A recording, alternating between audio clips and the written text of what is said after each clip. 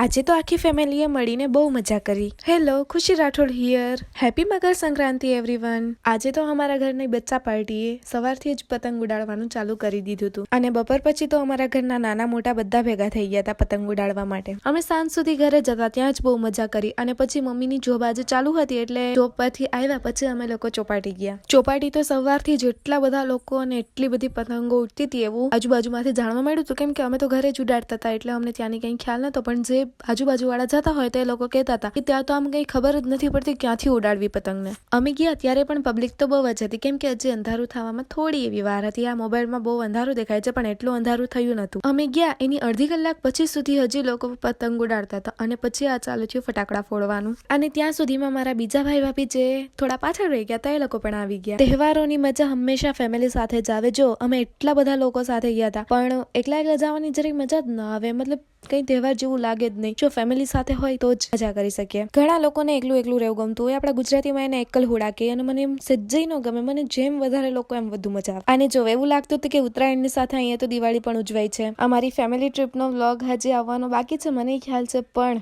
By mistake મારાથી એના ઘણા વિડીયોઝ ડિલીટ થઈ ગયા છે. એટલે જો એ રિકવર થઈ જાય એટલે હું જલ્દીથી એને પોસ્ટ કરી દઈશ. થોડા નહીં બહુ વધુ જ ડિલીટ થઈ ગયા છે એટલે હવે વિચારું છું કે વ્લોગ પોસ્ટ કરું કે ન કરું, કેમ કે બહુ ઓછી ક્લિપ્સ છે અમારી પાસે. ચાલો હવે ફોલો અને સબસ્ક્રાઇબ કરી દો.